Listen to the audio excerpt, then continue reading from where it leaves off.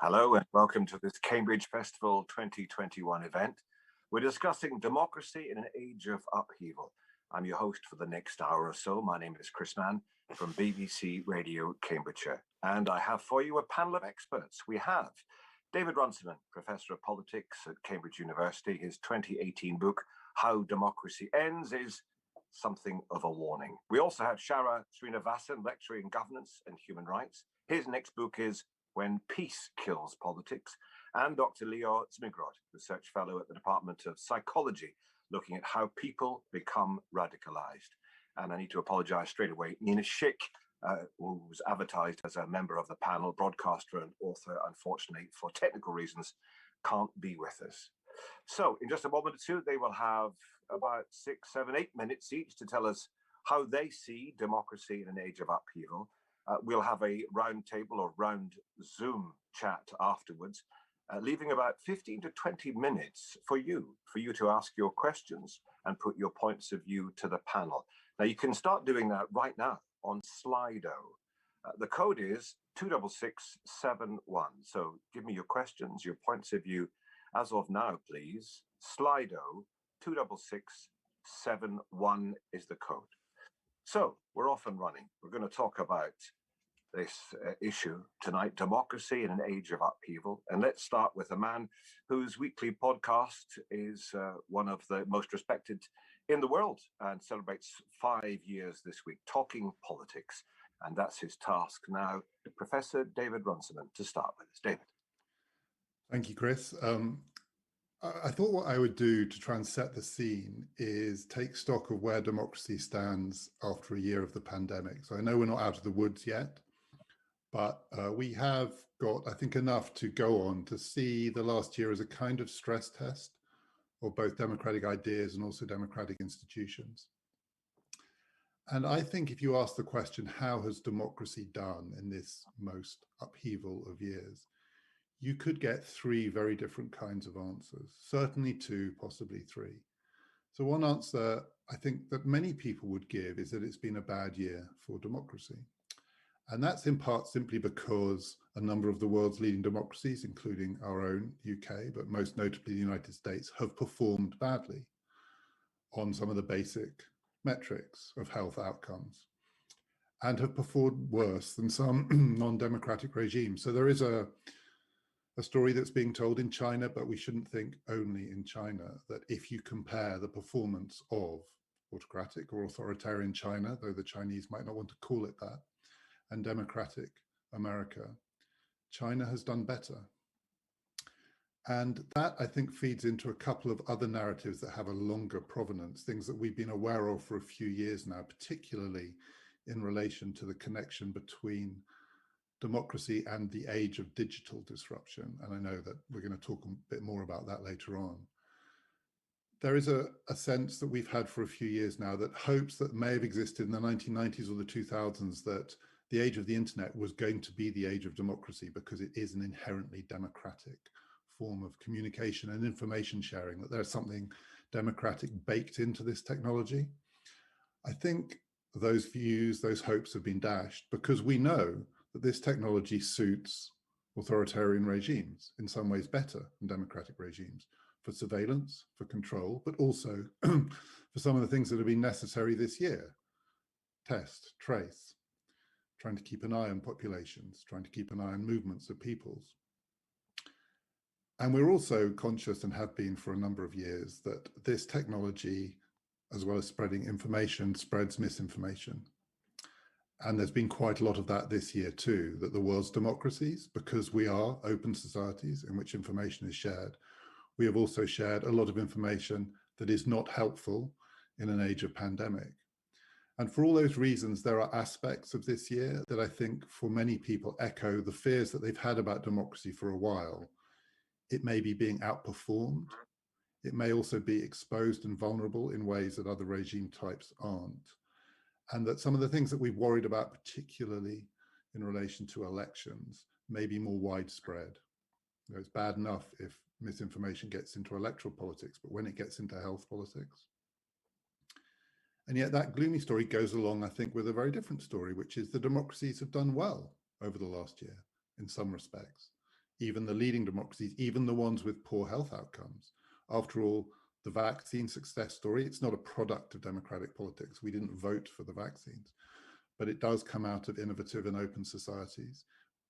Boris Johnson has claimed the credit for capitalism the other day, and then he rode back on it. He said greed gave us the vaccine.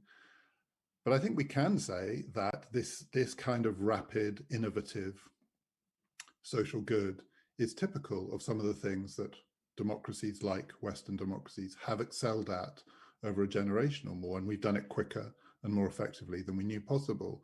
But there are other under the radar successes. If you think about the UK, what's gone well? Well, one of the things that has gone well actually is the furlough scheme. The UK government has been good at getting help to people who needed it. And part of the reason it's gone well is that our governments are incompetent in some ways, but increasingly competent in other ways. It takes time. We're too focused on the short-term and immediate outcomes. It maybe takes a decade or more to get this technology right. But our governments are getting increasingly good at efficiently distributing what needs to get to people when they need it. And that's not just what happens in China, it happens here too. And then there's another story, the last one, which I think is a story not of democratic failure, but a story which I think goes back to the financial crisis and before, which is that events that would have really shaken the foundations of earlier democratic societies, financial crises, health crises, we've been remarkably socially coherent and cohesive. That some of the fears at the start of the pandemic that this would actually rupture democratic societies, Britain, the United States, this has not come to pass. There have been surface rumblings that have looked pretty bleak at various moments, but actually we've turned out to be coherent societies. And that's partly because I think this age of disruption is also an age of networks, solidarity, communities forming online, people helping each other. That the reason that our societies don't fall apart is that we're much better at doing things without waiting for the state to help us often. And the point that I want to make is that I think all of these stories might be true at the same time. This could have been both a good year and a bad year and a medium year for democracy. And I think the mistake that we often make is we want it to be binary. We think that there's a choice. So I'm often being asked, is digital technology good or bad for democracy? And I always say, that's the only question I know the answer to. The answer is both. How could it be either or? Why do we think it's either or? And yet we are preoccupied, and we have been recently, for thinking X is going to be the salvation of democracy. Y is going to be the destruction of democracy. We're either on the brink of fascism or on the brink of rescuing ourselves. And we're not. We are all the time seeing both the good and bad of democracy. And the age of digital disruption has simply enhanced the good and the bad at the same time. So I'll say one last thing, which is the most important democratic event of the last year is that the American presidential elections happened. And though I think some people thought American democracy teetered, I don't think it really did. And a new president was elected. And now there is a new administration. And if we want to ask of that administration, is it good or bad for democracy? Is it doing new things? Is it doing old things? It's all of these things. It is both a familiar, old style American administration run by a familiar, old style and literally old American politician who reminds me of the age of democracy before the internet. And at the same time, it is doing new things, innovative things with this technology, in relation to this technology. And I think the thing that people find hardest, and this is not a criticism because I have this fault too, we all do, is to hold those two thoughts in our head at the same time. It could be new and old simultaneously. This could be simultaneously disruptive and evidence of cohesion. And I think over the last year, we have really seen that democratic politics is both things at once. And the challenge for us is to know how to do democracy in an age where it is simultaneously getting worse and getting better. Thank you. Thank you, Professor David Runciman, talking there, our first speaker. And it's worth noting that we're celebrating the 50th anniversary of the digital age, in effect, this year, because it's 1971 it was that the first microprocessor was developed. So 50 years of the digital age. We're talking about democracy in an age of upheaval. You've heard from Professor David Runciman, their opening speaker. We've already got a bit of misinformation. I'm sure it's not hackers, it's just something in the pipeline. That Slido code is actually 818.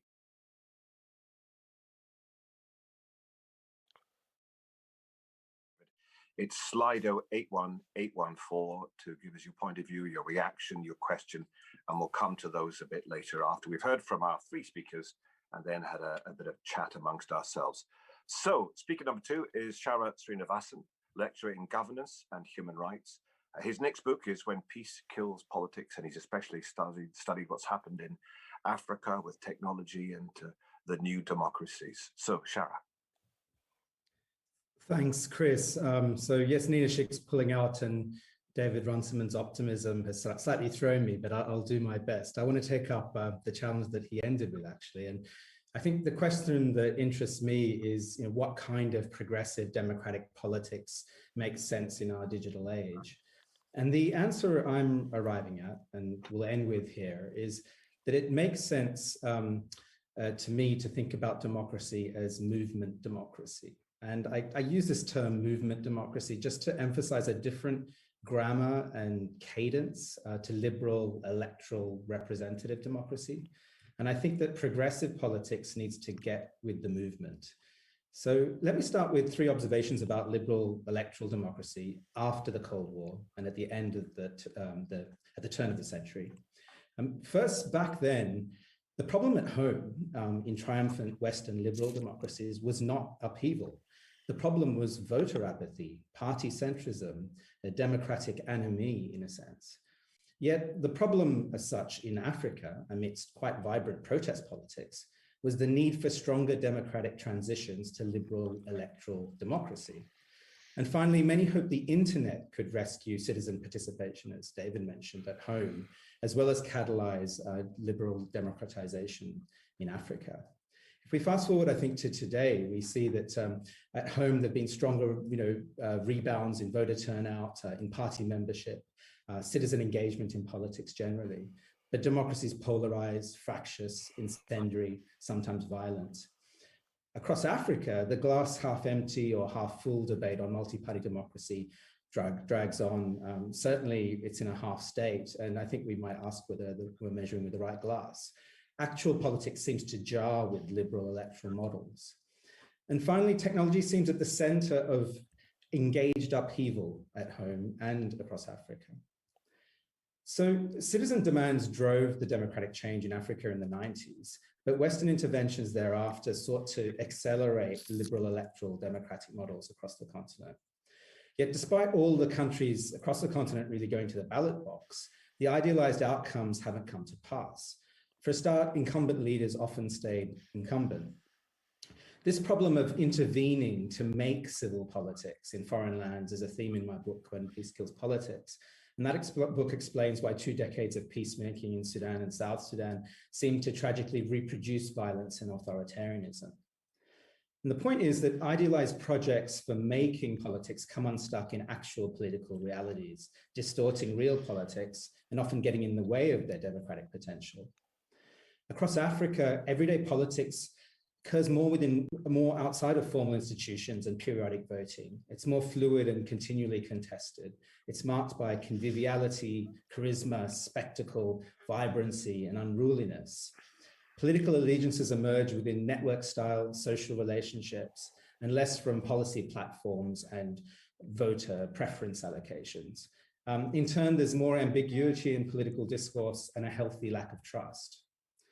So there are many ways in which networked digital media have amplified everyday networked actual social politics in the continent. But I'll just single out 2 of them for this discussion. The first is youth and urban protests. So across Africa, from Bobi Wine in Uganda to Sudan's 2019 revolution, from protests in Senegal to Roads Must Fall and Fees Must Fall in South Africa, digital communications have been important in catalyzing dynamics of political protest, but also in sustaining protest movements over time. And the second is diaspora politics. So in many African countries, from Somalia to Zimbabwe, from South Sudan to Nigeria, domestic politics is increasingly globally configured by influential diasporas that are continuously vocal through public digital media and closed circuits like WhatsApp, yet they're not constituents. So politics beyond the ballot box, even beyond the country, grows with urgency and importance, demanding continuous attention of political elites. And in turn, digital media and communications affinity for spectacle, for rumor, etc., is leveraged by charismatic leaders and often used by party machines. So my point is really that digital media in the end accentuated the dynamic, uncertain, always on nature of African politics, expanding and intensifying social networks of influencing and contesting political virtue and performance. They've created new communication circuits for the continual claiming of power and fed a general appetite and indeed literacy for rumor. So when we look at digital technology and democracy in Africa, where liberal electoral democracy never really got heavily institutionalized effectively, we see a kind of politics that more readily fits networked communication circuits. We see glimpses of a democratic politics that is increasingly familiar, and sometimes in troubling ways too, a politics with natural affinities to populism, to identity logics, charismatic leadership, disinformation, upheaval, but also a vibrant, dynamic politics through word of mouth and now through machine. We see a kind of democracy with its pitfalls, its promise, and arguably its inevitability. That's probably my point here. The purpose of at least thinking with this idea of movement democracy as a concept is just to emphasize continuous dynamic motion over periodic, episodic electoral democracy, of collective solidarities over individual voters, of mobilization over delegation, of comrades, even fickle ones, over constituents, of unruliness sometimes over order. Yet movement democracy also threatens spectacle, I think, over deliberation, of charisma over rationality, of affection over reason. So there are challenges. And I think from a movement democracy perspective, the point is that elections and representative politics are sort of outcomes, they're snapshots that institutionalize and stabilize democratic politics. But then they're a less central focus. The focus continually is building movement. Progressive politics, in a sense, I think, is behind in orienting towards a movement democracy compared to reactionary politics, right-wing populism, and stratcoms operatives with destabilization agendas, all of which thrive on current technology platforms. I mean, there are signs, and you look at, say, Momentum in the UK, or BLM, or the Me Too movement, or AOC's Instagram channel, and you see these different type of always-on politics in movement. But wider progressive agendas on inequality, on climate, on economic and social reforms have kind of struggled to cut through in this new terrain. And I suggest that they, in a sense, need more movement. And we need better digital technologies designed around progressive democratic values to build this movement. And that's certainly what interests me at the moment in my research. So I'll leave it there, Chris. Thank you. Sharon, thank you so very much. So that's our second speaker. A reminder, if you want to respond, make a point of view, maybe take them up, challenge them on their views, or ask a question, please do it now on Slido. I've already got some questions coming in that I can see. Slido, and the code is 81814. Okay, Slido 81814 to put your questions to our panel. We're discussing democracy in an age of upheaval as part of the Cambridge Festival 2021. It's time for our third speaker now, Dr. Leos Migraud, Research Fellow at the Department of Psychology at the University of Cambridge, looking at how people have become radicalized, looking at ideologies and extremism. So algorithms, friend or exploiter? Tell us. Thank you, Chris. I think that one of the themes from what we've seen today is that technology in many ways enables democracy. It allows people to unite, to create healthy democracies, but it also can disable democracy by being a way for people to protest against various forms of democracy. And when we're thinking about the question, can we improve democracy? What is this relationship between technology and democracy? David raised a really great point that the answer to this depends on our perspective. It depends on our historical anchors, what we're comparing ourselves to, and also on whether we're willing to accept all of those shades of gray at the intersection between technology and democracy. Sharath then mentioned and discussed the importance of geography, of geopolitics, and how technology often accentuates those existing networks and structures and also transforms them.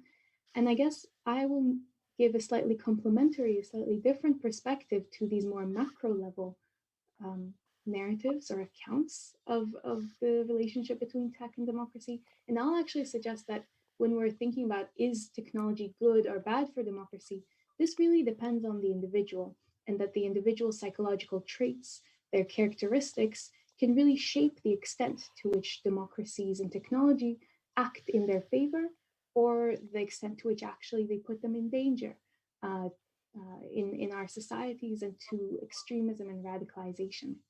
So one of the biggest challenges to democracy are all these toxic, undemocratic ideologies, these authoritarian ideologies that threaten and undermine our democracies. And one of the insights from my research into the psychology of ideologies is that actually not everyone is equally susceptible to them, that we can actually examine what individual differences in our psychology, even in our brains, can make some people tend towards authoritarian ideologies, can make them vulnerable to extremism, and what traits actually make people resilient, make them open-minded, mean that technology actually allows them to express their beliefs in an open-minded, tolerant way to allow them to engage with various perspectives rather than shoehorn them into echo chambers. So the research I've conducted on this topic really looks at what are the cognitive traits, what are the individual differences in how people are perceiving the world and how they're responding to information and how they're coming to decisions, and how that shapes the ideologies that they adhere to, the ideologies that they're attracted to. And we really see very distinct and prominent individual differences in what makes people gravitate to certain ideologies. And I'll also touch on how that relates to the structures of the algorithms on our social media platforms and how those might accentuate or distort those kinds of psychological characteristics. So one of the findings that we see in this research, looking at what psychological and cognitive traits make people susceptible to extreme ideologies, to authoritarian ideologies, to radicalization at large, is actually a difficulty in emotion regulation. So individuals who struggle to regulate the negative emotion, who struggle to keep calm and to stay cool in the face of very extreme, negative, threatening information, those are also the people who in the political sphere become more susceptible to emotionally evocative content, to emotionally evocative and radicalized content, which we know is how those platforms, Twitter, Facebook, the way in which they're structured is really to provoke people to share, propagate extremely emotionally evocative material. We know that that is what propagates. Balanced, tolerant, open-minded ideas do not seem to propagate as well as information that's radical, that is threatening, that evokes fear or disgust. So what we know about these platforms is that they evoke these kinds of content and allow the distribution of emotionally dysregulated content. And we also know that there are the individuals who are most vulnerable to misinformation, to propaganda, to these extreme ideologies also suffer from an impairment in emotion regulation. So suddenly we're seeing this relationship between the way that tech platforms are structured, the algorithms that get them to run and that get us so addicted to them, and the very traits that make some people highly vulnerable to extreme ideologies that threaten democracy. So there are these individual differences that shape whether technology or your engagement with it is a good thing for your capacity to accept multiple points of views, to be intellectually humble, to be open-minded, or whether it actually directs you towards a much more toxic and often undemocratic way of thinking about the world. Another kind of psychological trait that we see is cognitive rigidity. Now, when we measure that in the lab through these studies, we're really looking at how people are responding to very basic perceptual information. So to measure a person's cognitive rigidity, we're getting them to do all these kinds of brain games where they're moving shapes on the screen. So it's really not a political measure or even a conscious measure by any means. People are not necessarily very insightful into their levels of cognitive rigidity, in the same way that they're not always conscious of how emotionally regulated they are. So what we find when we give people these tasks, these neuropsychological tasks that tap into the way their brains are processing information from the world, we see that individuals who are cognitively rigid, even in how they process basic visual information, are also the people who are most vulnerable to ideologically rigid information.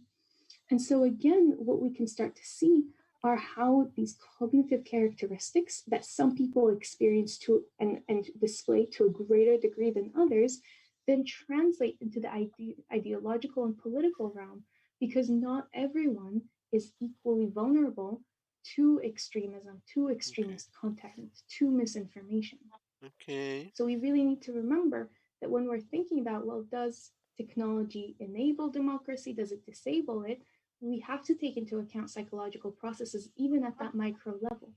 And I think that makes sense for a lot of people when they're thinking about the people in their communities, the people in their environments, and seeing how for some, being on certain online social platforms is really a source for radicalization and for kind of this vicious cycle where they're only listening to their own points of view, propagating in exceedingly extreme, sometimes even violent content. Whereas for others, it's really a platform for open exchange and dialogue. So what I'd like to finish on is that what we need to think about as we're thinking about how we can improve democracy is how can we make these platforms not as triggering for individuals whose psychological profile already makes them vulnerable to those ideologies. What is that balance that we need to make, and who is responsible? Do we put the blame or the responsibility with tech companies? Do we put it with governments? Do we put it somehow in the education sector? Or do we also put it in the psychological realm, trying to see, well, how do we give the people who are most vulnerable to extreme ideologies some kind of psychological resilience against them?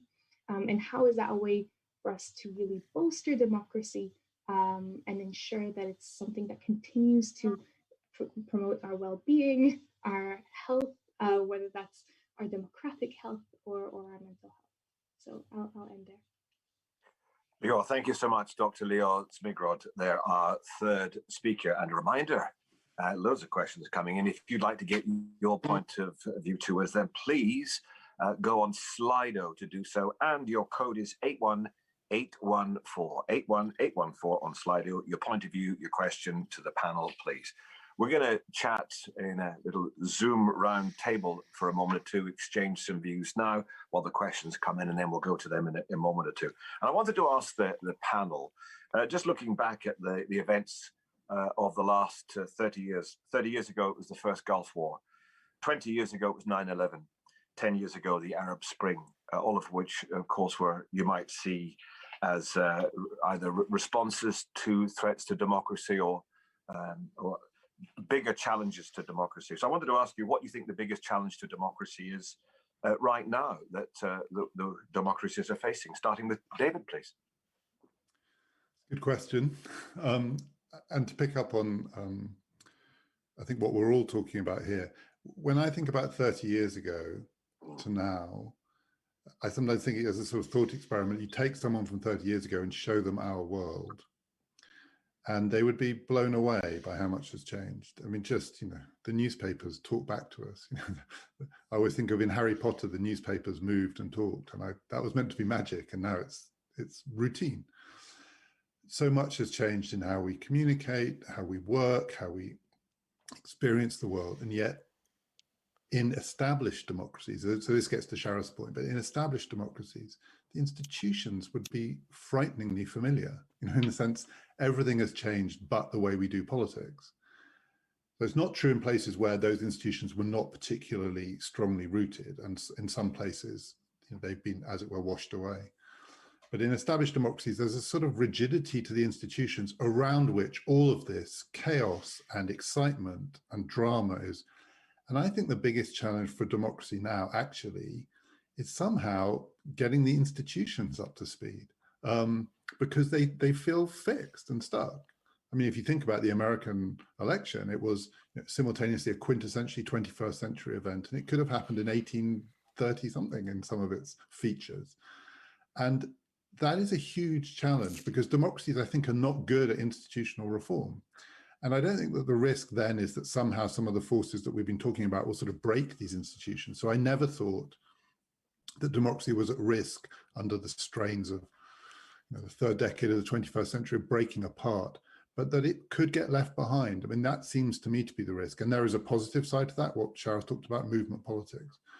But there is also a risk that somehow we're trying to squeeze this incredible range of human experiences and emotions into these bottles that just can't contain them. But we don't know how to change the forms. I think that's the challenge. And if we wait on events, if we wait on another 9/11 or we wait on another financial crisis, there's huge danger to thinking, well, the way we'll change it is that something will happen which will be so bad that we'll have to change it. You should never wish for something so bad that you have to change. You should change. Sarah, what do you make of that? What's your answer? Of course, democracies very often react with knee jerks, don't they, when a 9/11 or something else happens.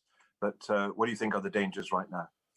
Yeah, I think I might split my answer, like one in David's direction and one in Leo's direction. I mean, I completely agree with what David said there, that the institutions of democracy, and this is really was my point, don't seem to map onto the actual realities of how political things happen, right? Not politics in the formal sense, but political things that matter to politics. And, you know, I think it's striking. I think that and I guess I care especially about what's happening on that progressive side of the political agenda. And I do think that parties sort of represent, they resemble the Debenhams of the the consumer world or shopping world, that they're sort of out of touch with how things now happen. But we can't afford for parties that we might care about, all parties actually, to be honest, that represent so much that's important to our political well-being and stability, to be so out of touch with actual politics as it now is, carries itself out. So that does worry me. To speak to David's point, I just underscored that seems to me it can't go on too much longer without getting quite problematic. I think the other point, which points a little bit to Leo's research, I was speaking with the House of Lords committee on freedom of expression and online sort of spaces, and it's a current sort of thing going on. And I was asked whether sort of focusing on individual etiquette and sort of digital civics would be a way to improve the quality of democracy in our digital age. And I really sort of ranted at this point, because I think the second point, which I think is a real threat, is it is really true that especially the social media firms, especially Google, Facebook, Twitter, have had this profoundly destabilizing effect where they've sort of got underneath the skin of our consciousness to affect our decision making, and not only that, managed to create products out of it so that people can manipulate that heavily. Now that's a profound assault on the freedom aspect and the agency aspect that underpins democracy, and we should be deeply concerned about it. And there is this moment now when the traditional institutions of politics are relatively stronger. They're back in the sort of front foot. Partly because we really didn't rely on them to respond to the pandemic. We realize how important states are and institutions are. We might be completely happy with their performance, but this is one of those moments where they kind of need to take the upper hand again and reclaim, I think, what is the sovereignty around people's sort of freedom and self-determination that has been undermined by our digital age in the last, especially 10 to 15 years. So yeah, this is the threat, and I think the opportunity as well. Leo, tell us about the threat you see to democracy. Does it come from the very people you've been researching, those extremists and ideologists?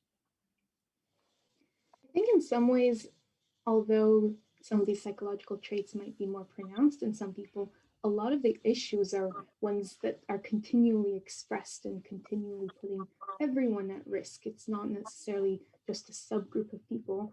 This is really a continuous spectrum.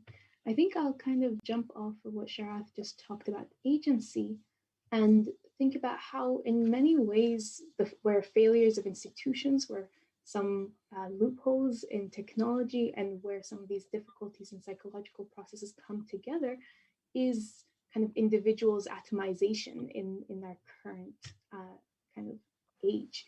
And that in some ways is spurred by technology, but it's something that Hannah Arendt already talked about in The Origins of Totalitarianism. So it's not something that's necessarily so new.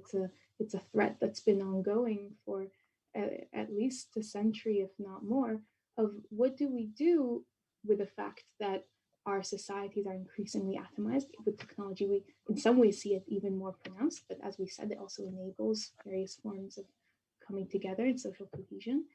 And atomization and the feelings of loneliness, the feelings of disconnection, not even the feelings, but being economically and politically misunderstood and unsupported are some of the reasons or some of the catalysts for why people tend towards extremism and towards undemocratic forms of understanding the world.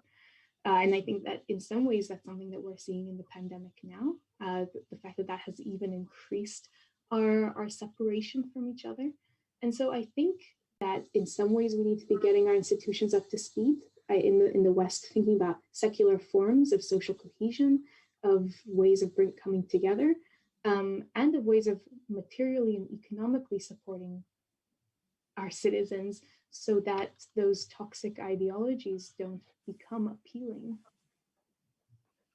Okay, thank you, Leon.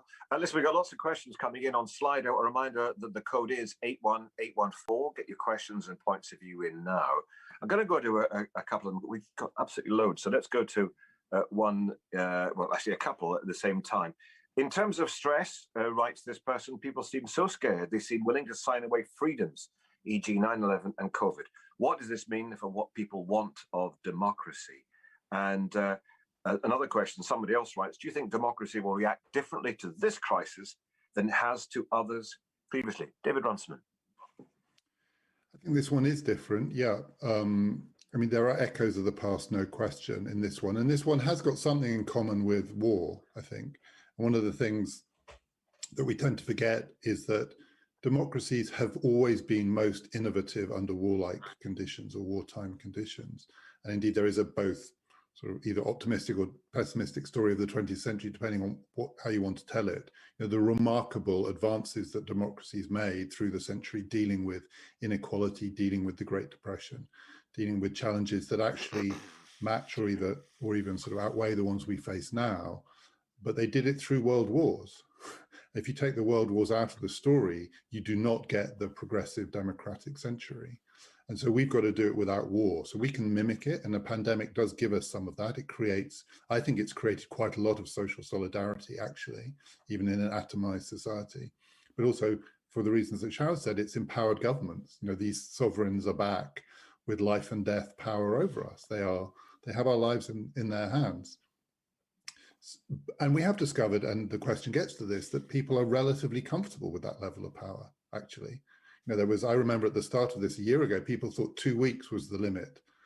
Some psychologists, some behavioral psychologists told us that after 2 weeks of lockdown, we'd all rebel. We didn't. We're still obeying the rules. Today is the day. You can see behind me, the sun's out and people have gone outside.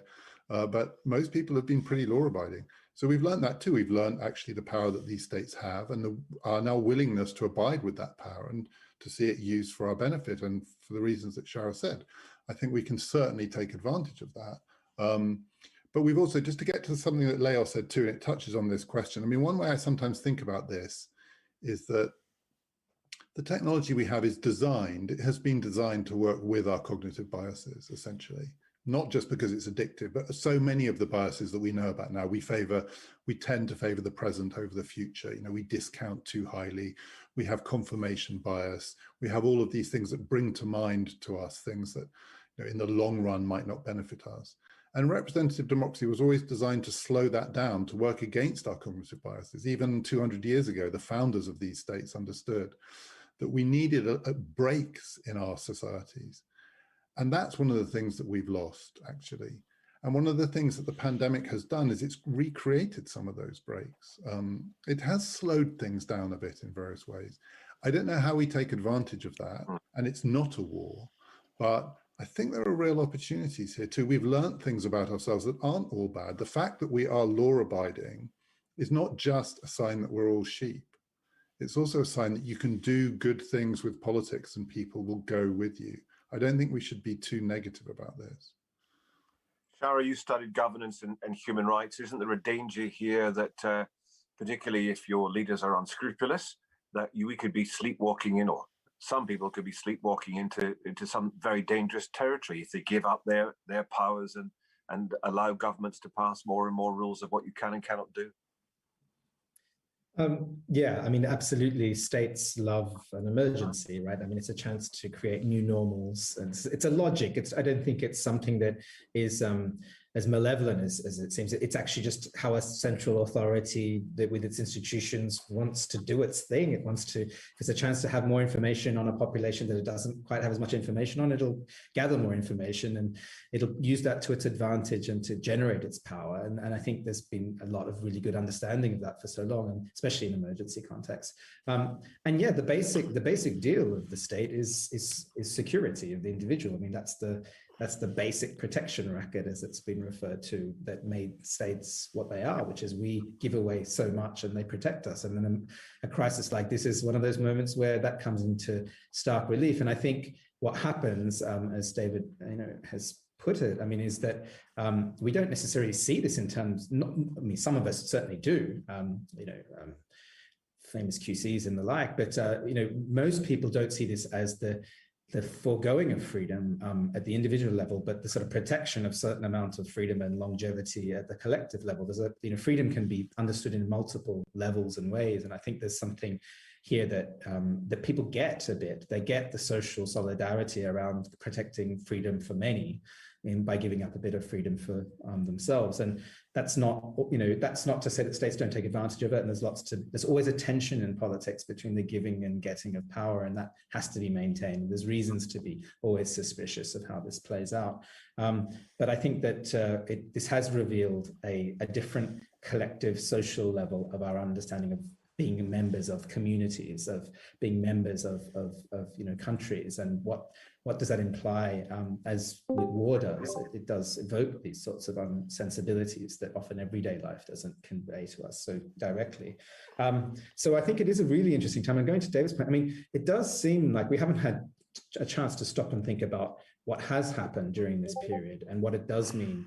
I mean, I am quite amazed by the kinds of ways we have generated solidarities and community affections, which have meant coming out onto the street and sustaining that, in my case, for many, many months afterwards, because of a number of people who weren't having any social contact. And so we just kept meeting on the street long after the Thursday clap. And that's continued and sustained itself. And suddenly it's found itself on WhatsApp. And there's so much help being transferred between people on WhatsApp. And so, I mean, there's so much generative possibility. And I think if there's one thing I really like about what democracy is about, for all of its flaws and faults, is that it isn't totalitarianism in Hannah Arendt's formulation. It's not fixed, it's not rigid, it's not sort of final. It doesn't have that sort of heavy determination about it.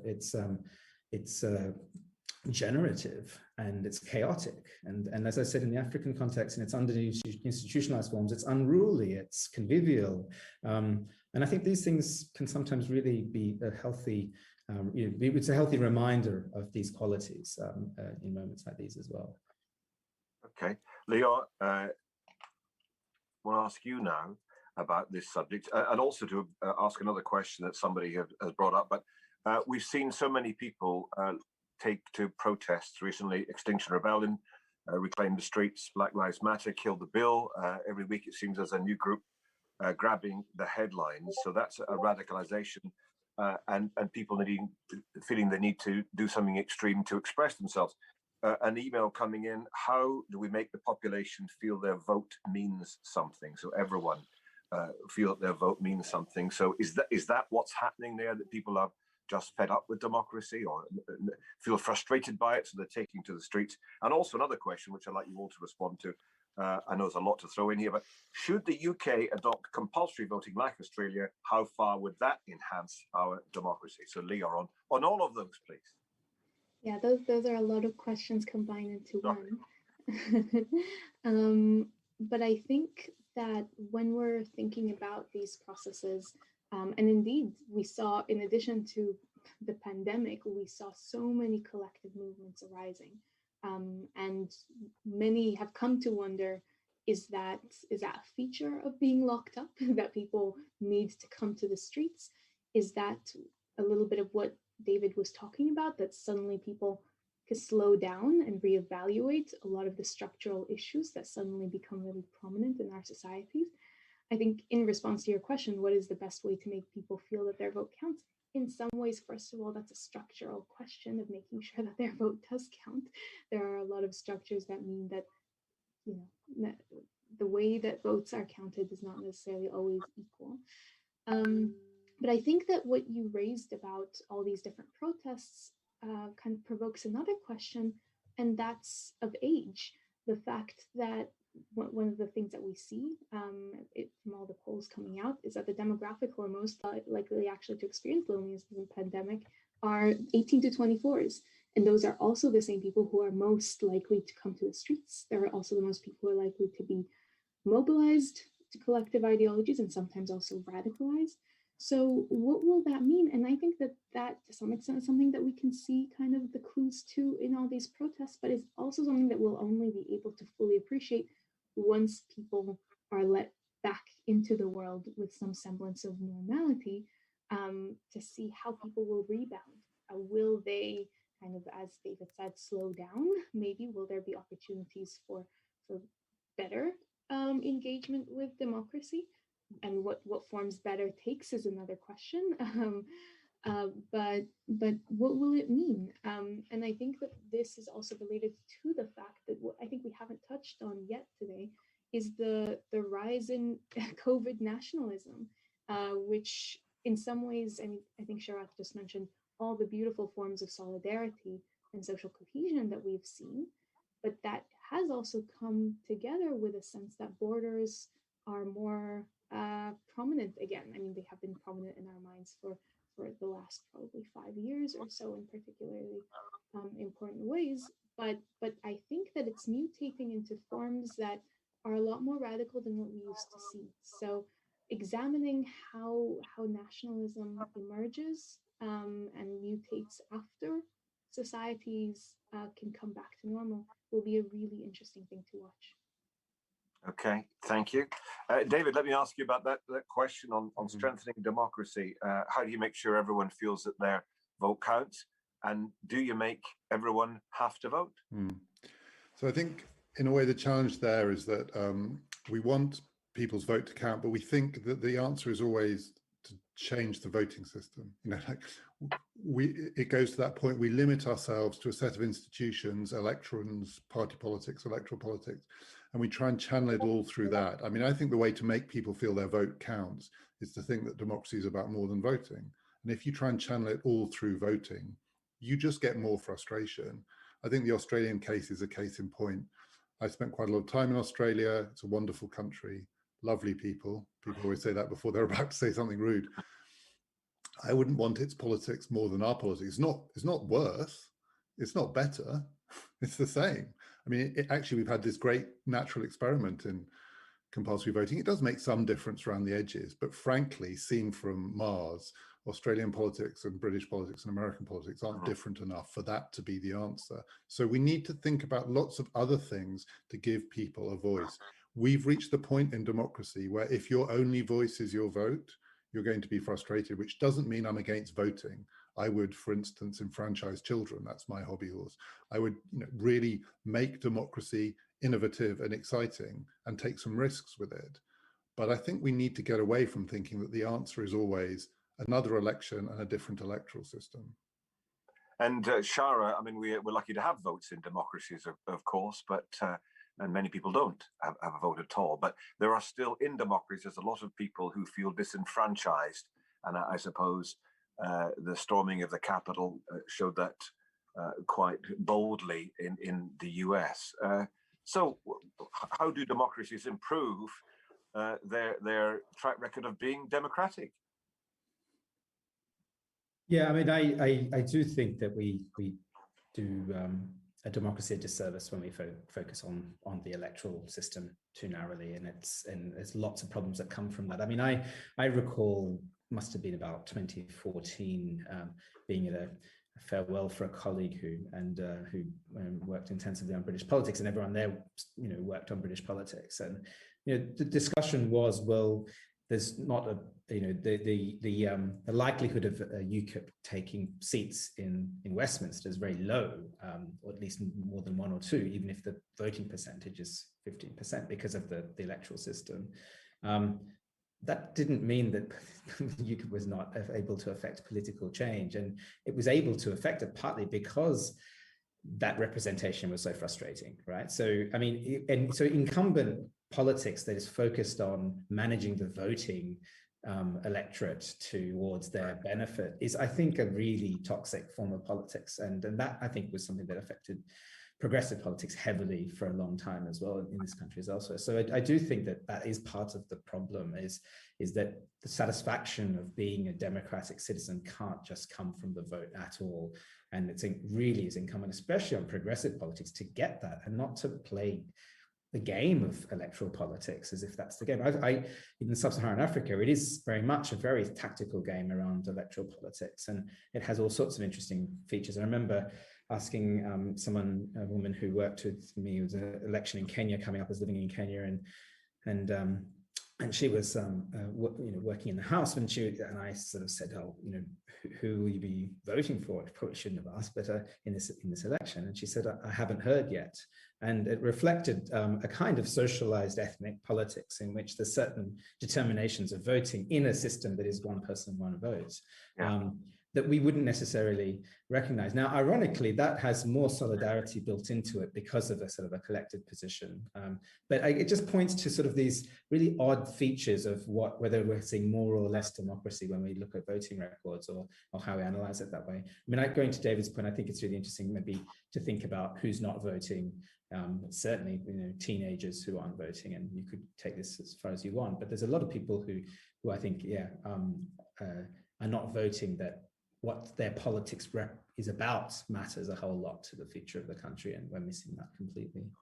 Okay, just under 10 minutes to go. Questions pouring in on Slido. 81814 is the code to put your questions. Here's a really interesting one.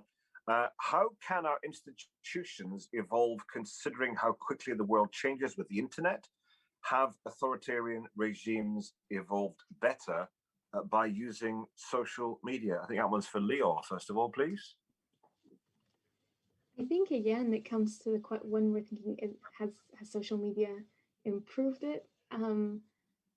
It has done both. It has both improved it. It has enabled democracy. It has disabled it. I think I agree with what has been said, that what we need to think about now is the future. Is how do we, given that we're all on these platforms, that these social media and technological advances saturate our lives, how do we use those to get people to think creatively, to creatively engage? Who's done better, the democracies or the authoritarian regimes? Who's used the internet better is the question. Who's ahead on the scoreboard, do you think?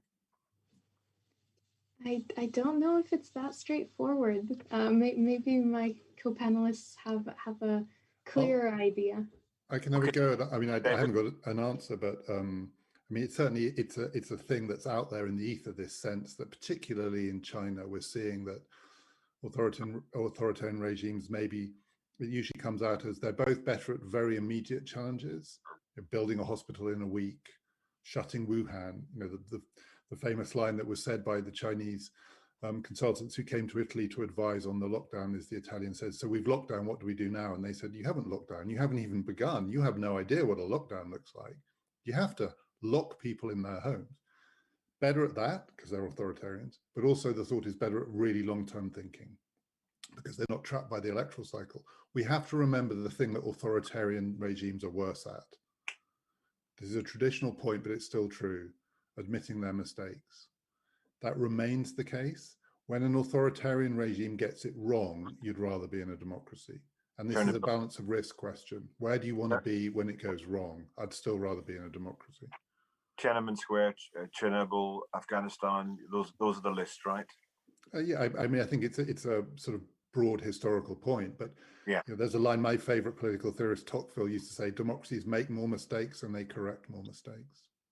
So, Shara, who's ahead on your dance card then? Yeah, I think, I mean, I think that it is true that, surveillance, AI. There's lots of ways in which centralizing powers that want to accumulate forms of power and determine outcomes, societal outcomes, political outcomes, have benefited enormously from technologies, and they're very good at using them. But that's an easier and neater thing to see, and it's much harder to see all these other ways in which I think technologies have played out in democratic public life. It's just more diffuse, and so I think it's very hard to weigh these things up. They just have very different qualities about them, and I struggle with that. And I guess I've certainly increasingly come to the view that we have focused too much on all of the things that have gone wrong with digital technology over the last 10 years. And there are many of them, and there's lots to be done about them still. It's not like there's nothing to be done about them. There's a huge amount to be done about them. But along the way, we've failed. It's as if we're trying to put the genie back in the bottle to go back to a certain type of politics that is more of the kind of progressive politics we would recognize. And I think that is a mistake. What we haven't been able to do is format the kinds of values that we care about in a democratic politics to the communication age we live in. And David mentioned Tocqueville, and one of Tocqueville's classic points was that it's the printing press and the local newspapers that sort of are the lifeblood of associational life. And papers make associations, and associations make papers, and associations are the lifeblood of American democracy.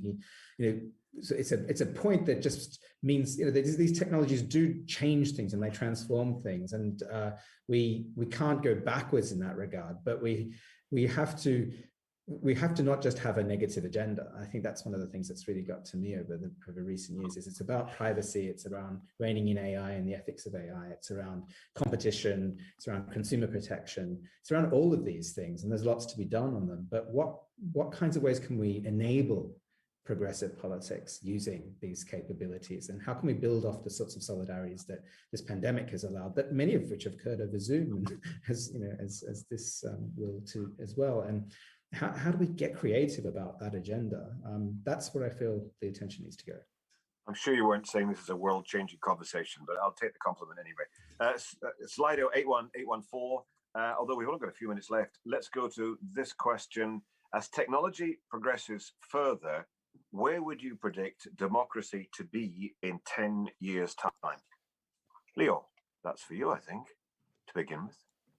I think that depends on how we're going to be seeing the social media platforms regulated in the future. We're seeing tremendous change in the kinds of regulations for what kind of content can exist online.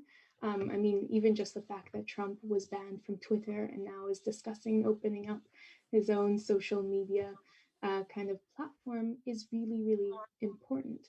And something that we've seen from research on things like radicalization is that when you take people off mainstream channels, that in some ways helps reduce the number of followers drastically, but it does make those communities more extreme.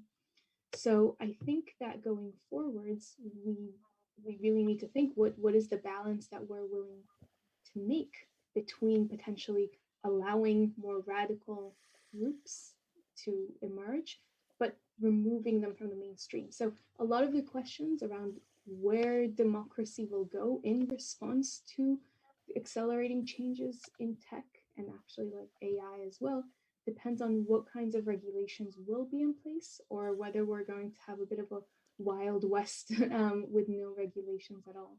So I think a lot of that depends on those interactions. Of course, Shara, democracy is different in different parts of the world, isn't it? So where democracy will be in 10 years' time in Africa will be very different from Europe, from America, and so on. Do you think, Shara? Yeah, I mean, I do think that actually the point I was going to make was closer to home where we are now. But I would underscore that things are so fast changing. I mean, what's amazing to be in sub-Saharan Africa is just how quickly things are changing all the time, and you really feel that, and you really know it. And so the pace of technology, which David talked about, is sort of maps onto a pace of actual changing socio-political realities and rapid urbanization, and all sorts of things are changing in economies that makes it very hard to predict the future. But I guess my point, I'm just going to go to Leo's point. I do think that this moment, the most important thing is taking back sovereignty that people can have over their data and their digital lives. And I think, we've been made commodities in certain ways and products built around that in terms of just how we interact on the internet. And I think that's the thing. If that changes, which this is the moment for it, I think, then that can be the distinction, the digital age of democracy. The point of distinction with authoritarian regimes is just how they protect individual liberty. And this is what it's going to come down to. Final word in our debate goes to Professor David Runciman. So what's in the horoscope for democracy for 10 years' time, David? So I'll answer this question not in relation to technology, but where I started with COVID. So this isn't my phrase, someone else used this phrase, but I think it's really useful. Think about long political COVID. So the disease itself, you get through it and then it comes back. And one shouldn't think that you're past the worst when it feels like you're past the worst. And politically, we're in the early stages of this. There are the distributional consequences to come. There's going to be the unemployment crisis. There are the debts to pay off. We've held it together pretty well over this year. And it reminds me of the financial crisis. So the financial crisis, when we got through it, we had Obama.